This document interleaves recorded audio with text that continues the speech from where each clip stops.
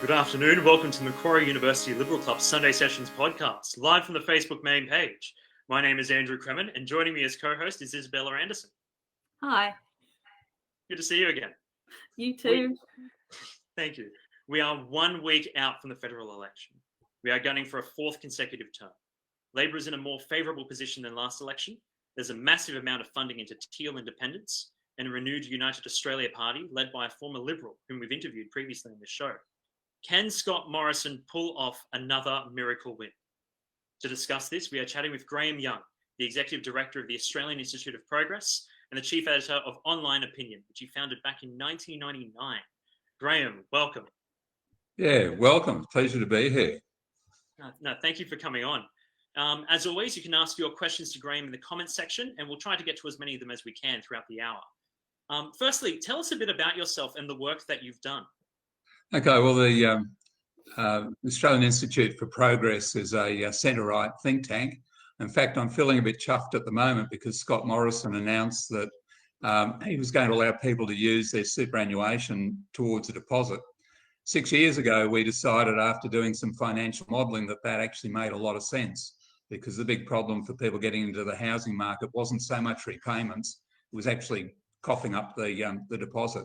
And if you didn't have a rich mum and dad or a rich uncle, then that was a real impediment. So happy to see that they've taken on, I'm not sure how directly, but we weren't the only ones come up with the ideas. So that gives you some idea as to what we do as a think tank. So we like to think that we're pretty practical, that we're looking at solutions.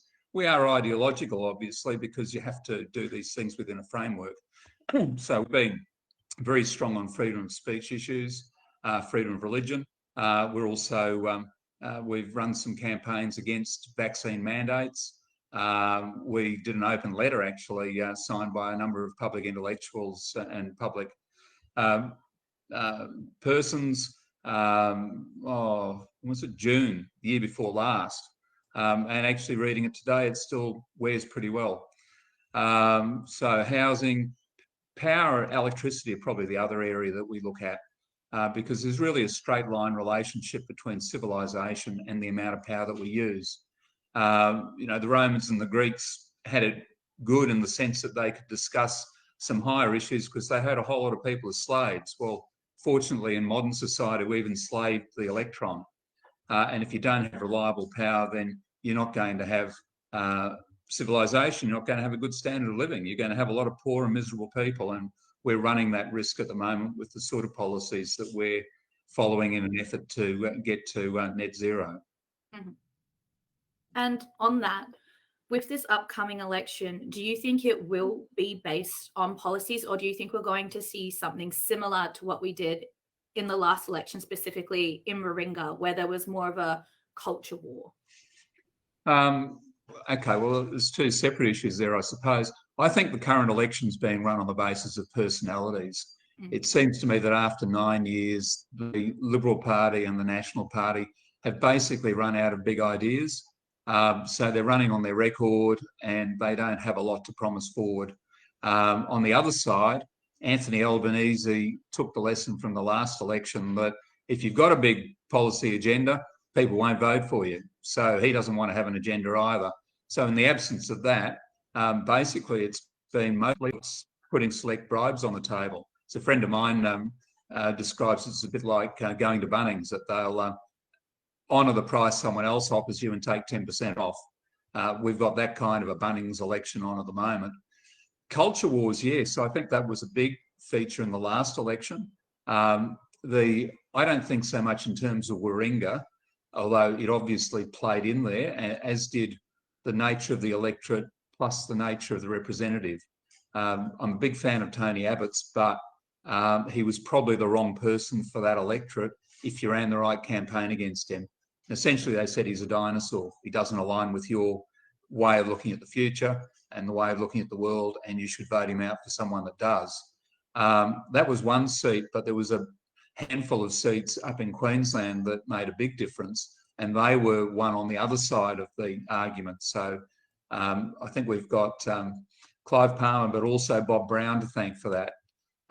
You might not have been as conscious of it down in New South Wales, but up in Queensland, they had this convoy up to the Adani mines, and that really upset people up there. You had hotels refusing to give anyone in the convoy bar service, shops refusing to serve them, etc. And you saw huge swings up there on the back of that. Now, this election, Scott Morrison's given that away by going with the net zero by 2050 agenda. And it'll be interesting to see whether those voters stick with him or whether some of them who are traditional Labor voters go back to where they've come from. I guess that leads nicely into this next question. Where do you think the quiet Australians that Scott Morrison won over in 2019 sway in this election? Yeah, well, I guess they're the people I'm talking about. But it's not just coal miners and you know, sort of those sorts of industries. It's also people who grew up thinking that debt is a bad thing. So, you know, they cheered when John Howard paid it all off. They think that you shouldn't enter into commitments that you can't honour. And they've looked at the federal government, you know, more than doubling the debt and not really seeming to worry about where money is going to come from for promises. So, you know, that's another issue. You've also got the sort of the Christian evangelical vote, which is significant in some electorates. And I mean, I'm probably unjustly narrowing it to evangelicals there. I mean, I'm not an evangelical, but I'm very concerned about issues of religious freedom. I don't believe what some of my fellow Christians believe, but I think they've got the right to believe it and enunciate it. I think they've got the right to run schools which accord with their beliefs and to hire people in line with them, just as political parties have got the right to hire people that actually agree with their agendas. So you've got that. You've got 18C, freedom of speech. And you've got now a clustering on the right of minor parties. I used to call them the nationalist parties because they believe that a nation is more than just lines on a map, that if you're an Australian, it's not just because you happen to live here, it's because you believe, along with the rest of us, in a certain set of ideas and you behave in a certain way, you honour certain norms, you have certain collective stories that you go back to. They these days call themselves the freedom parties. And the one thing that binds One Nation together with the UAP, for example, is they're opposed to vaccine mandates. So there's a lot of the quiet Australians who think that part of being an Australian is being a larrikin and taking authority on and saying what you think. And now suddenly we're living in a world where if you say what you think and it upsets someone, then that's your problem, not their problem. And, you know, those people may well stick with the Liberal Party this time, but that will be in the lower house. I don't think it'll be in the upper house. And I think that you'll see quite a shift to minor parties in the upper house. It won't make that much difference because the major parties, the way we allocate votes there, have it stitched up. But it will still mean that whoever controls the lower house will have to negotiate with some more freedom-minded independents in the upper house. And of course, they'll also have to negotiate with some Greens. Would you say then that we would see the end of vaccine mandates potentially? I hope so. I mean, I just think it's unconscionable that you tell people what they can put in their body. You know, it's a breach of a number of conventions that we're signed up to. And in a sense, you know, a lot of them are, I think, just going to drop away. I doubt whether you'll get anyone legislating it because unless there's a big change in the way the Liberal Party rather looks at the world, they'll line up with Labor. You know, Scott Morrison had his opportunity to legislate against vaccine mandates and he refused to take it.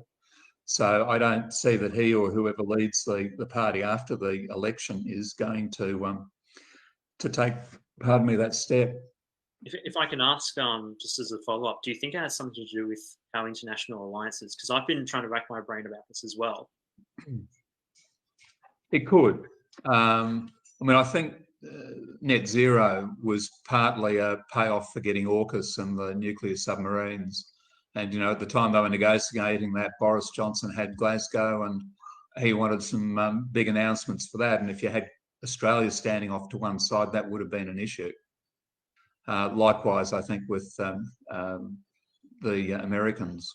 So yeah, it's possible, but you know, we are our own country, and I think we can make those sorts of decisions without worrying about what people overseas think, who happen to be our allies. And I think you'll find now that the UK is actually much more open than we are. And another interesting thing is you're finding in the US that there's some lawfare going on where there are court cases where these mandates are being found to be unlawful in particular circumstances. I wouldn't be surprised if some of those legal actions or that type of legal action spread here, and that we get mandates rolled back, not because the governments say that you can't do it, but because HR departments say, look, the risk of getting sued because someone has an adverse reaction to the vaccine is too high, so we're going to step back from it. I suspect that's how we get out of it, and that will be irrespective of what agreements we've got with people overseas. Mm-hmm. On the idea of voters, and you briefly mentioned schooling, what are your prediction on future voters, those coming out of school now or those currently in school? Because we're seeing, for example, with climate change, where primary school children are seeing this as a form of new age religion, and there is a lack of critical thought being taught within schools. What do you think that's going to lead to in the future through voting? Well, I know what I fear will happen in the future, because it's not just... So if you want to think that we've got an existential crisis with climate change, that's okay with me. If you're not actually prepared to think it through critically and decide on the basis of facts and your analysis of other people's opinions, then that is a problem for me. And what concerns me about schooling is that it does appear that there's a bit of my way or the highway type teaching, not the Socratic approach where you let children, and we're not talking about children here either, you know, we're talking about young adults when you get up to sub-senior and senior, that they should be encouraged to question things. You know, they shouldn't be told, this is what you've got to accept. And if you look at the national curriculum, which is now, I think, in its third iteration in the last lot of reviews, you know, they put climate change in there as something that has to be taught across a whole range of subjects. And by climate change, they're not meaning a questioning approach to it. They're meaning the orthodoxy on it. You know, they even put it into English. Like, what's it doing? How many English teachers are even capable of understanding the issues and teaching about it? But what's it doing if you're reading Jane Austen, for goodness sake? But on the other side, my youngest he's just turned 18 and he finished school last year. He hasn't lived with me for his whole life. His mother's a bit of a lefty, and he's quite critical. You know, he scoffs at a lot of this stuff. So I think we can worry too much about what teachers say to children. Children have got their own minds. It's also a bit edgy to oppose the orthodoxy. So, you know, we're in a strange world where people who might have been called conservative 40 years ago are now the radicals. And I think that's going to have some attraction to kids. And you might be surprised in 20 years what happens when people shake themselves free of the orthodoxy, the indoctrination, when they wake up and they find that the sea's actually no higher than it was when they were teenagers, when they find that it's really no hotter, no wetter, no drier. The world's still here. It hasn't burned up. You might find that they're quite angry about the people that said to them, hey, you've got a problem. And, you know, your parents got to spend a lot of money on electricity and power just getting by, and none of that was necessary. Do you think it would do you think things would change in the next 10 to 20 years? Because I learned a lot of critical theory in my undergrad, and my understanding is that we've got a seizing of the means of producing the dimensions of debate. You know, as you mentioned, you know, you cannot analyze the climate argument. It's seen as being, you know, opposing the planet, as opposed to, you know, you just being, you simply not being naive about the fact that whether it exists or not, powerful people could take advantage of the situation and divert trillions worth of dollars into programs that, quite frankly, would be useless. Yeah, well, they're doing that at the moment, but reality has a way of asserting itself.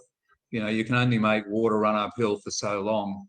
The Soviets, so, you know, you're talking about cultural theory and critical theory, etc.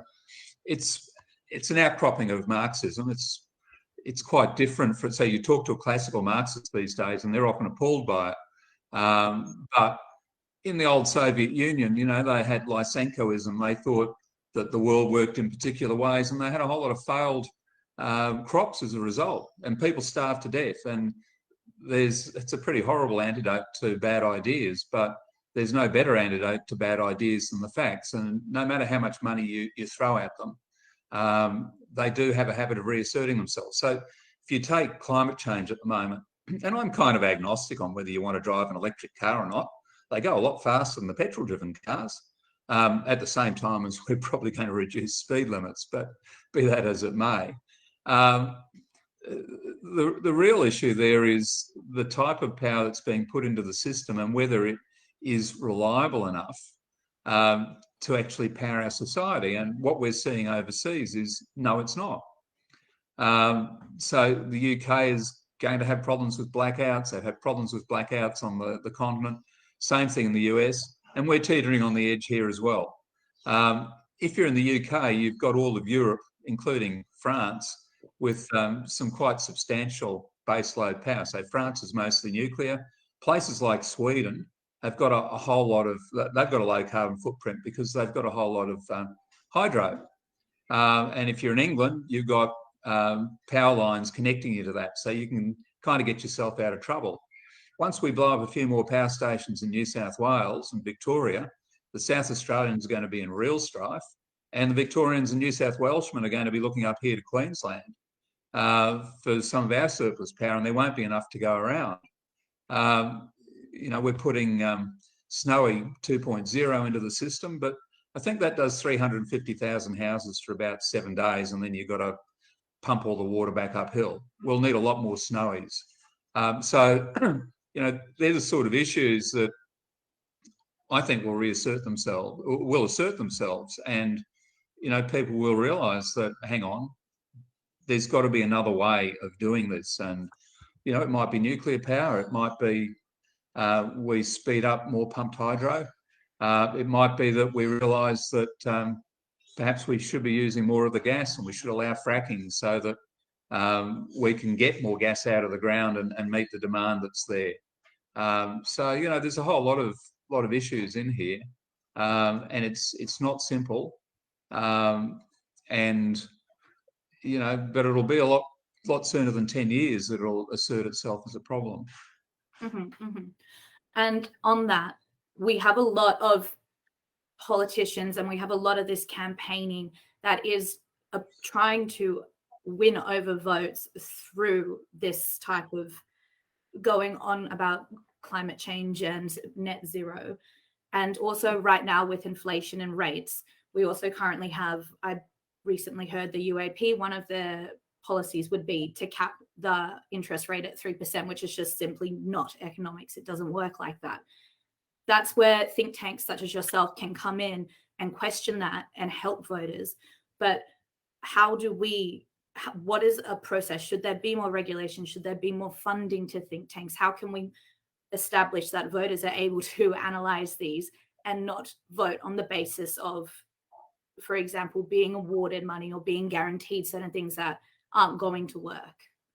Yeah, look, I think there's a big process required to educate the electorate, and I'm always a bit nervous about talking about educating the electorate because people make decisions on the basis of emotion mostly. So if you can't tap into the emotion, you're going to lose the argument.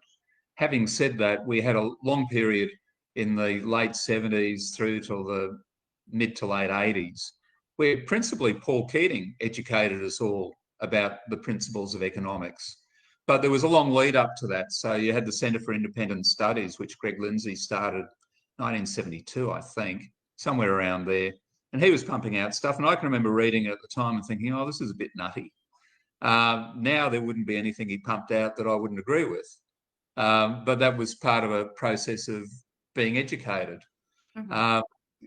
Clive saying that he's going to cap interest rates at 3%. Well, he borrowed that policy from Malcolm Fraser, who capped home lending rates at 13.25%, 13.25% rather, not 13.25%, I think. And the electorate thought that was a good idea, but in fact, all that happened was that the banks couldn't afford to lend at that rate at a profit. So they'd take the best prospects, they'd give them a little bit of money at that rate, and then they'd send them off to their finance companies for the rest of the money. So they had what they call cocktail loans. So there was a sort of combination of reality, but having the good ideas there and being pushed out by organisations like mine that then came together. So you had the problem with reality confronting you, and then you had to understand it. So you needed something underlying that. So that's where we come in. I think our job is to be there when people understand that the need is there. We're not salesmen in the sense of being out there with a large audience and talking to them. And I think if we were out there like that, like an Alan Jones, we'd corrupt ourselves, because we'd be more interested in getting the audience and the dollars in the door than we would be actually tackling the problems. How you solve it? You certainly don't solve it by government funding to organisations like mine. That'd just make us fat and lazy. We have to go out there and find people who agree with us and who are prepared to support us. We've got to find ways of running events that we can make a profit of out of. I mean, we've got a very small online bookstore that I've got ideas of making much larger. So that can be a profit centre. So, yeah, it's any organisation that gets public money, I think, is going to decline or be captured, one or both. And for an organisation that needs to be outside the consensus, that is not an acceptable or a good way to go. Given the prevalence of COVID, which occurred during Scott Morrison's term, why has it, or do you believe that it's faded away from being a major issue? If I could just sort of link to your previous answer, I personally wondered whether it's to do with the fact that there are minor parties for whom this is a focal point to get voters to vote for them. Yeah, that's a good question, Andrew. It's disappeared completely out of this election. The only people so I actually do some focus group polling as part of what we do as a think tank. When I say focus groups, I have an online survey, and in fact, I should give you guys the link because some of your members would be interested in filling it in. And I have a problem talking to people under 30 because they're just not inclined to go online and fill surveys in. And I want to talk to people under 30. So I might slip you the link and you might be able to publicise it for me. But out of that, the people who are talking about COVID are the people who support Scott Morrison. It's not a reason for it's not a major voting reason, but it's a sort of justification for voting for him because, well, we came through COVID and he did okay. That's kind of where they're coming from. And then the other group that talk about it are these minor parties. But for everyone else, cost of living is the major issue. So why has it disappeared? Maybe, I mean, I've got a few theories. Like there's thousands of people catching COVID now and no one's locking down. Whereas I remember South Australia, they thought someone had caught it from a pizza parlour and the whole place is locked down. So something's changed. Maybe it's that people are over it. You know, we've decided that we're sick and tired of being locked down. So the politicians now read that message and, okay, we're going to let you off the leash. Perhaps there is a growing realisation that some of the measures that we took didn't actually work very well. I mean, if you're on your third jab and you're catching COVID, then you can't possibly believe that it's effective anymore. The safety issues, I think, you know, as time goes by, we're going to become more aware, probably through court cases, that it wasn't as safe as we thought. So I think the politicians are possibly looking at this and saying, here's an opportunity to step back from all of this because we don't want to get blamed. We don't want people saying, oh, you should have known. So maybe that's what's going on. Or maybe, you're suggesting they don't want to talk about it because if they do, it will put wind under the wings of the minor parties. And that's a viable interpretation too. I'm as much perplexed as you are, Andrew. And also on that, one of being the cost of living is a hot topic right now with the upcoming election. We do see that the Liberals tend to use the argument of being the best supporters of the economy and have the best economic policies. But we see that that's somewhat becoming redundant now because Morrison says that he supports a balanced budget, but he's running one of the largest deficits. So do they need to reform and establish a different direction? Because they are working off the basis of what we did yesterday rather than what are we going to be doing tomorrow. Well, I think they've got to get back to balanced budgets and paying down debt because, that's just a fundamental part of being a Liberal. And if they did something else, then they wouldn't be a Liberal Party anymore. And that would leave the field open for someone else to fill in. And they'd, I guess, become some sort of Labor light, I suppose. You don't have to be budget Nazis either to be a Liberal.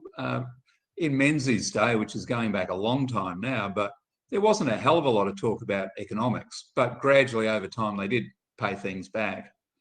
But what they did with the increase in expenditure and, some of the measures during COVID where people like Harvey Norman apparently managed to pocket a whole lot of payments for employees who didn't need to be compensated for, that's basically shredded that high ground they had. So now when you look at polls, voters don't see a lot of difference between Liberal and Labor when it comes to the economy. So then you're looking at other issues. And what are the other issues that people tend to look at? It's health, education, climate change. And on most of those, the Liberal Party's at a disadvantage because mostly what electors want is more money on health, more money on education, because these are things that are difficult to measure outcomes on. So they measure inputs. And Labor will always outspend the Liberal and National parties. I guess conversely, that still gives the Liberal and National parties a little bit of an edge on the economy because if you think one side's always going to spend more than the other, then that means, okay, well, if we're in a situation where we need some frugality, they're the ones to vote for. Having said that, most voters, even though they might acknowledge that we need to do something about reining in expenditure and debt, are still going to vote for benefits. So, it's very hard to bring in a platform of economic reform. In my memory, it's only been done when there's been a great crisis. So in 1983, we had the worst recession since the Great Depression, and that's the election that Bob Hawke won. And he came in promising to give people things. And when he got in and they came in with the Red Book and said, Prime Minister, this is the real state of affairs, he said, bloody hell. And they turned on a dime and more or less 180 degrees. And they could do that because everyone knew that we couldn't keep on the way we were. Jeff Kennett's another good example in Victoria. And the state of Victoria by the mid-90s was basically bankrupt. You had state-backed lenders that were on the verge of not being able to stay solvent. And everyone knew that Victoria was in a big mess. So Kennett, who before that had been regarded as a buffoon, won that election and then went on one of the most radical state government plans of deregulation and privatisation, etc., and got Victoria back into a good spot. 2 elections later, what was his reward? They booted him out, and the Liberals have barely been back since. We've got a question here. Paul Kelly in The Australian wrote that if Albo wins the election, he'll be the first Labor leader to win without having an aspirational vision compared to Whitlam, Hawke and Rudd. Is that a reflection on the majors playing it way too safe, perhaps as you've mentioned? Or does it depend on the personalities of the leaders that otherwise might be considered a bit dry? Well, it's probably a few things. One, the lesson that he learned out of the last election was to be a small target, because the things that Shorten was talking about, particularly to do with older people, like the imputation credits, and there were noises about negative gearing, etc., that frightened a lot of retirees. So, yeah, they pulled their head in. I think there's also, if you've got both parties running towards the middle, which is essentially what you've got, there's not a lot of difference between them. And they're more or less trying to pretend that they're the other party, or that they're no worse than the other party. I take a bit of exception to what Paul Kelly's saying there, because Kevin Rudd played the same trick in 2007. He basically said, I'm a fiscal conservative just like John Howard. I'm just going to be a bit nicer. And, you know, at that stage, John Howard had been in power since 96, so 11 years. People decided this guy isn't much of a risk. He seems a bit nicer. He's Kevin from Queensland and he's here to help. So, yeah, okay, let's give it a go. And I guess the other thing is that the Labor Party is no longer full of people who've come up from the trades floor, or, you know, been in sort of manual unions. It's full of people who've gone to university. If they've gone into the unions, they've never worked a day on the shop floor themselves. They've often gone into members' offices. And in terms of background and education and income, they're not much different from the Liberals. Mhm. And they're certainly not, I don't think there's too many dyed-in-the-wool socialists there. I think some of them would bring in socialism creepingly without realising what they were doing, because it just seemed like a good idea and they didn't have any better thoughts. So there's just no strong differentiation or inclination even for them to differentiate themselves, or any imagination as to how the world could be different. Mm-hmm. Do you think that we will see a repeat to what happened in 2007, where the Liberals are confident on the basis of the economy, but then, as you said, they're somewhat similar, both parties now? So will people be voting thinking, well, let's try the other side now. Let's see what they can provide. Yeah, I think there's a large part of that, Isabella, that Anthony doesn't scare them. In fact, I've just written a piece for the Fin Review looking at how he does really well with the female vote. And I think a lot of women feel nurturing towards him. So you've got Scott Morrison, who's a bit of a yahoo and a bit of a bully, and he talks over him in debates. You know, he's elbow and he's trying his best, and he's a decent person. And he might not be as sharp as Scott. He might not be able to remember everything. But, you know, he's got a team to do that, and he's trying. And, you know, he's not threatening. And I think that, to a large extent, explains why he's getting a big share of the female vote, that he's more the metrosexual man than the alpha male that Scott is. Mm-hmm. Sorry, I forgot your question now. It was, do you think it will be a repeat to 2007? So 2007, yeah. So Kevin was a little bit like that too. You know, he had a similar story. He was raised by his mother as well, and I think he appealed to women a lot. When Labor got in, though, the problem with Kevin was that he's a megalomaniac and he's a narcissist. I don't think Albanese is either of those things. Apparently, he's very good at negotiating with the crossbench, for example, whereas Kevin wasn't very good at negotiating, period. So you're not going to see that chaos. But if you want to look at elections that might resemble, I'd suggest 1972. Mm-hmm. Now, I know that's half a century ago. So, you know, for most of the people listening to this, it's ancient history. But that was the election that Gough Whitlam won. He didn't win by a lot, and I don't think Albanese is going to win by a lot either. He won against a guy who, Billy McMahon, who was not particularly competent, but he certainly wasn't. He wasn't anyone's idea of a prime minister. And Gough, he had a big program, which is different from Albo's, but he was sailing into some really heavy headwinds, like Albo is. So you were just about to have the Arab oil shock, which was one of the factors in high inflation and low productivity, leading to what we called stagnation. You had a government budget that ran out of control and had to be reined in. So people were miserable. They got pay rises, but then they got price rises exactly the same as the pay rises or more. So they didn't get anywhere. 3 years later, he's out on his ear. Now, 3 years might be too short a time horizon for this government, but, you know, I wouldn't be surprised if they end up being very unpopular within a very short period of time, because it doesn't matter whether Scott Morrison's to blame for the big debt or whatever. If you're the government, people tend to blame you if they're feeling pain. So, yeah, 2007, a little bit, but 1972, much more. In the last election, if I can combine two questions, in the last election, both parties supported a first home owners grant to get young people into owning a first home. How has this alleviated the issue of home ownership? And you mentioned at the beginning the super homeowners grant using, I believe is it 40% of your super up to $50,000 to help with a deposit in buying a property. Do you think the announcement now will have a significant impact, or do you worry that it's not enough?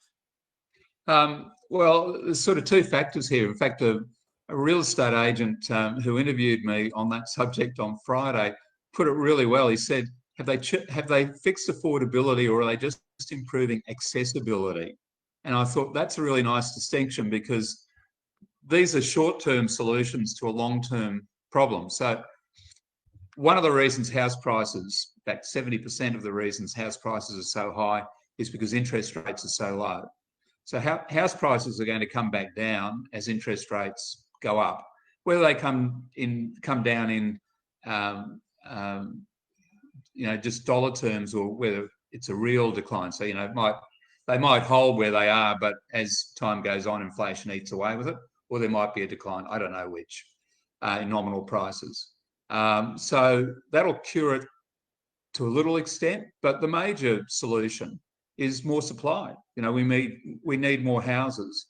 We also need less taxes on houses that we build. So your existing housing stock is basically priced by the cost of a new house, even though that might not appear to be what's going on. With new housing, we front load the developments with infrastructure charges. Now, some of that's reasonable because it's going into the development, but some of it's not reasonable. You know, councils and state governments will use a large development as a reason to upgrade highways that were going to need to be upgraded whether that development went ahead or not, and they charge the developer up front. That means that first home buyers, in a lot of cases, are paying a heavy tax load for that infrastructure, because it's easy for the government to tack it on there when they can borrow the lump sum. So that's one issue. Another issue is the time it takes to get approvals. You know, if it takes you 6 or 7 years to get an approval for a substantial development, just think about it. So we're in 2012. Would you have thought in 2015 that anything would be like it is now? I suspect not. You wouldn't have picked COVID for starters. You probably wouldn't have picked the rise in inflation. We thought we had that beaten. So you're a developer. You've got to outlay a fair bit of money on a block of land, spend a lot of time getting approvals and so on, and you don't get to sell a single block or turn a sod for 6 or 7 years. You've got to price a lot in there for that uncertainty and the risk that you're running. So that goes onto the houses as well. And just the difficulty in getting approvals, you know, with all the town planning restrictions and then green tape, as well as the red tape. Now, I'm not in favour of open slather, but I do think that we've gone too restrictive in terms of our town planning. So they're the things that really need to be solved. And then you can get housing back to where it's much cheaper and it's a much smaller part of what people spend their dollar on, which frees them up to save more or buy more goods like education or health for themselves or their kids, or save up better for their retirement. Mm-hmm. Exactly. Both of the policies that have been brought forward, the super one, as well as Albanese's idea of providing X amount of funds to first home buyers, it's simply only looking at the demand and not the supply side. And with the current economy right now, in terms of inflation, they're contradicting themselves in discussing about campaigning on inflation and affordability, yet they're bringing in these policies that are purely not addressing the supply side. Yeah, How absolutely. can they change their campaign? How do they change their campaign to address these, and how do voters understand it beyond just what it is at face value? Well, they don't change their campaign now. They've got a week to go.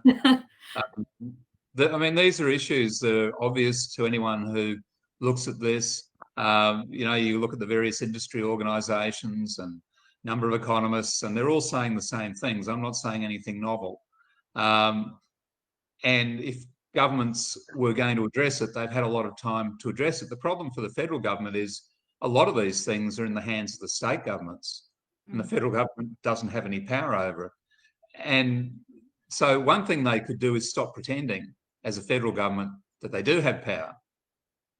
Because one of the problems we've got in the country is in a wide range of issues that the states have responsibility for it, but they say, oh no, we can't afford to do it. We need the federal government to give us money.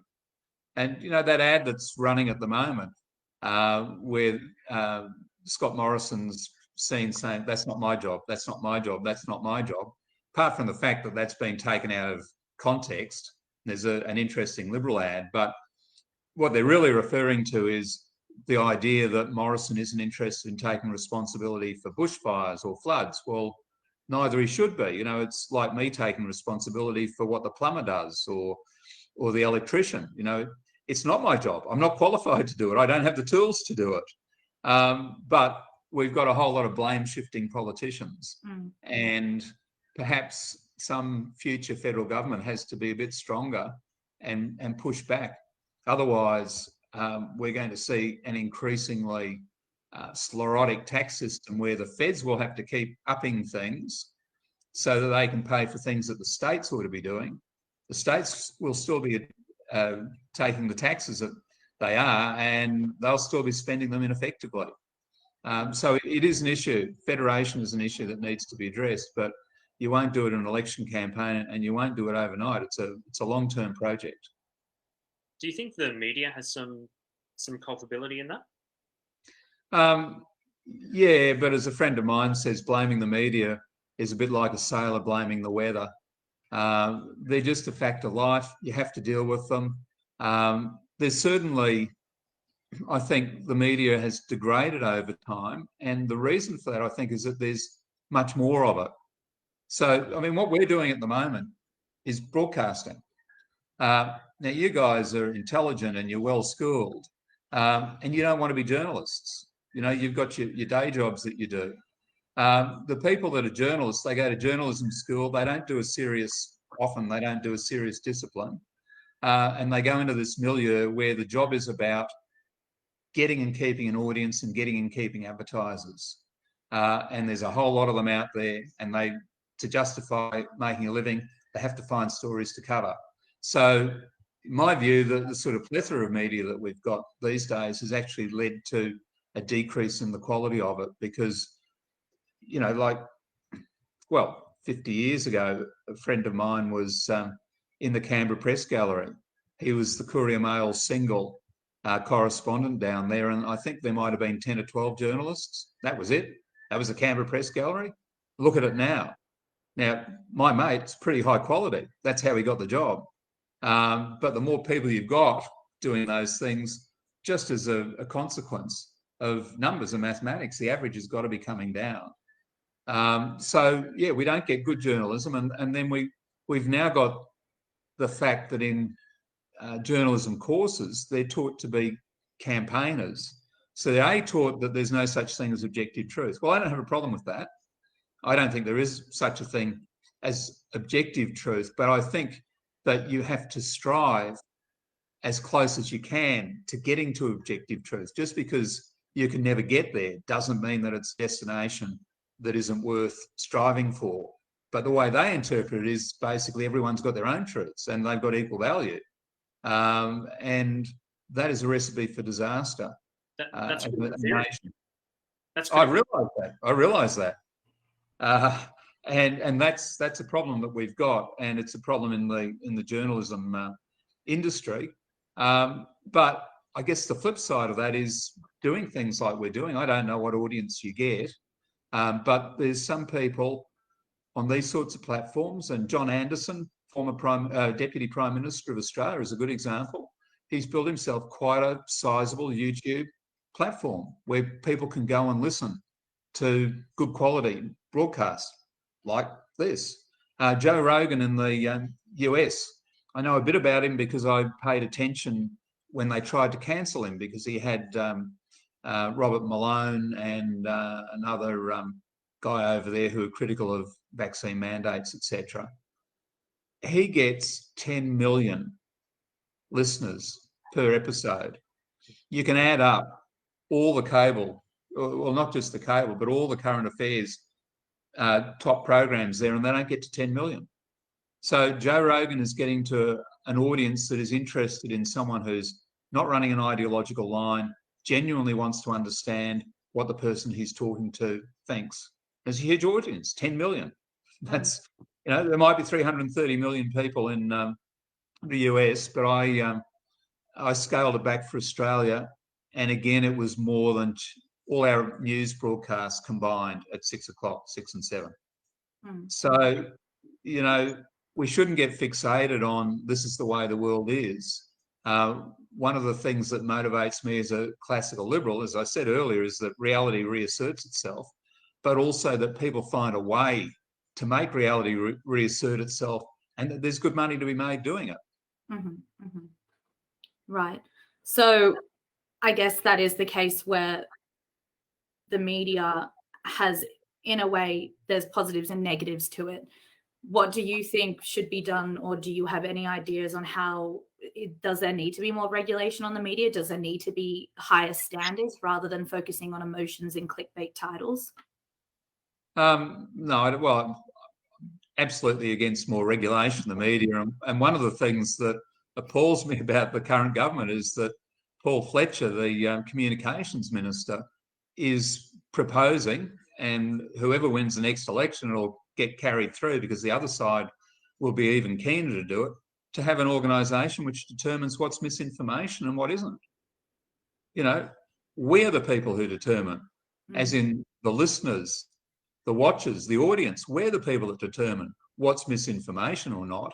And if we're not capable of doing that, we don't have a functioning society. And yes, some of us are going to get it wrong. But, the only way of approximating objective truth is to allow people to fight it out in the public square of ideas. And, the idea that a government is going to determine what's true or not is ludicrous, because governments, even the best intentioned ones, they themselves never get it right all the time. And I think COVID is a demonstration of that.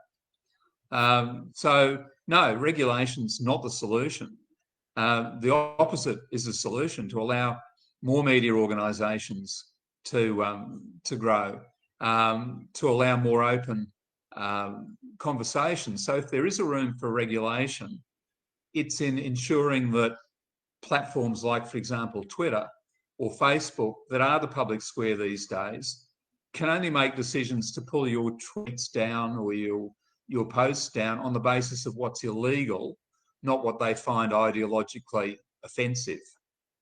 So, if it's defamatory, well, yes, by all means, it ought to come down.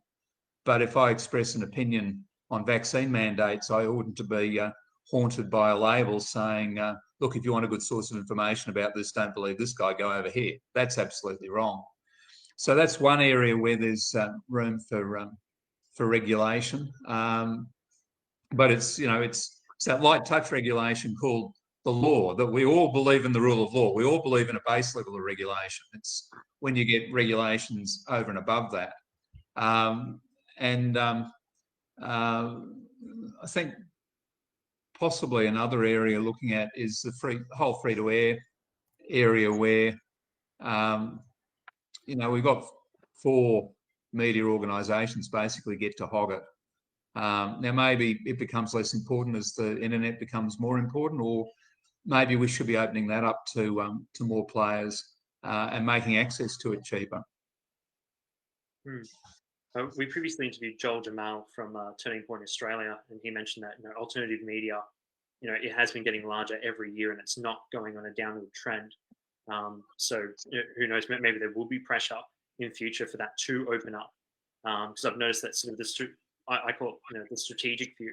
It has been captured on many different fronts, both on the internet and on TV, where you've got this situation of who watches the Watchmen.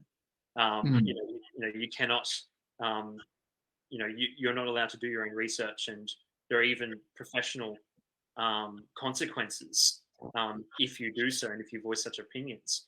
If I could, I know we're sort of almost out of time. We do have another question here, if I can ask this.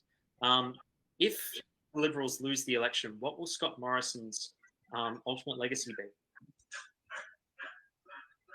Well, he turned back the boats and kept the borders secure. I don't think it'll be what he did as Prime Minister. Right. Not even saving people's jobs during the when COVID first. COVID. Well, I think they could have done as much using a lot less of taxpayers' money. People don't understand how much we spend in this country. We were lucky because we started off with a low debt level. But countries like Sweden didn't spend anything like what we did. Like, they didn't do the lockdowns in the first place. They allowed people to make their own decisions. And their economy did better than most. I'm not sure how it compares to ours. But they certainly didn't spend what we did. Like, the Parliamentary Budget Office estimates that we will have 800 billion more debt by 2030 as a result of our COVID measures. So if you take that as the cost, that's about what we spent as a percentage of GDP in 1 year of World War II. That was an existential crisis. This was a serious disease, but it wasn't up there with Spanish flu.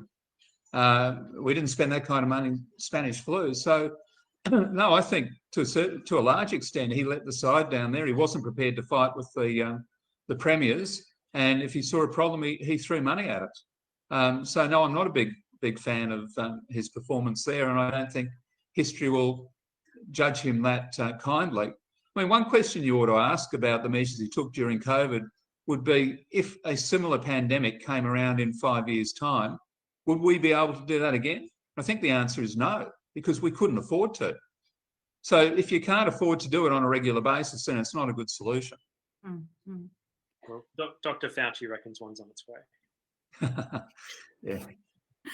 I have one last question. So once the election comes and goes and the Labor Party, for this point of question, gets in, how will they combat the China issue, particularly as the Solomon Islands came to an agreement with the regime recently? Yeah, that's a bit of a worry that Richard Marles ran his Beijing speech past the Chinese ambassador before giving it, and has had a lot of contact with the Chinese, apparently, to make sure they're happy with his policy. I think the Chinese have been playing politics in this election. I don't think there was any accident that they signed the deal with the Solomons when they did. I don't think you can blame the federal government for the Solomons deal. Well, let me step back a sec. John Howard was accused of being the deputy sheriff of the US in the Pacific, and Labor seized on that. Now they want us to act like we're the deputy sheriff. If anyone was going to put the pressure on the Solomons, it had to be the US. They're the ones with the economy that's China-sized and with the military that's the largest in the world, in the history of the universe, possibly. So it's a failure of American diplomacy much more than it's a failure of Australian diplomacy. And the fact that the ALP are prepared to play into it like that and to try and make it an election issue in that way, I think demonstrates not only bad faith, but that they won't be particularly nimble when it comes to diplomatic relations. But it's also a question of defence policy. And defence ran down much more under Labor than it did under the Liberals. And you might recall that when Tony Abbott got in, one of his aims was to increase defence spending back up to 2% of the budget. To give you an idea as to how small that is, even at 2%, we have roughly the same size military as Russia, economy as Russia, right? Just think about that for a sec and look at the size of their military. Now, how much are they spending on defence? How much is Ukraine as a percentage of its GDP going to be spending on defence once it pays back everyone for all the weapons that it's using? We've got a measly 2%. We don't seem to have any much in the way anyway of ships that have got any offensive capacity. We don't have an aircraft carrier. We've got some subs which are now sort of running out of time. The next lot of subs aren't due to arrive until we're carbon neutral in 2050. We're in a real mess. And if past performance is the best judge of future performance, I don't have a lot of confidence in the Liberal Party, but I've got a lot less confidence in the ALP. And that, for me, is a real worry because I can see some history repeating. The Japanese were nowhere near as close as the Solomon Islands before World War II. China is much more a obvious strategic adversary than Japan was. They were worried about Manchuria and places up in China. No one really expected them to go and take Singapore, for example. Then they had to go all the way down to Papua. The Chinese are already there. They've militarised the South China Sea, which is basically those islands are unsinkable aircraft carriers. We're defence-wise, we're in a complete mess. And I don't think either side are equipped or even thinking properly. I give Peter Dutton kudos, but he came into the role late and he's been trying to clear up other people's messes. But there's an institutional blind spot there on both sides. So I'm worried no matter who wins the election, but I'm more worried if Labor wins the election, Isabella. Mhm. We previously interviewed Jim Molan. He did mention that government's working 24 hours a day, 7 days a week. It's actually difficult to plan out such a big strategic thing for the country. But it is people are trying to develop it. We are out of time.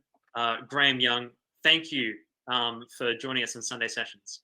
Oh, I've really enjoyed it, and great to meet you both. And keep flying the flag. Thank you. Thank you, we will. Well, this has been the Macquarie University Liberal Club Sunday Sessions podcast. My name is Andrew Cummin, and my co-host has been Isabella Anderson. We will see you next week after the election. Goodbye.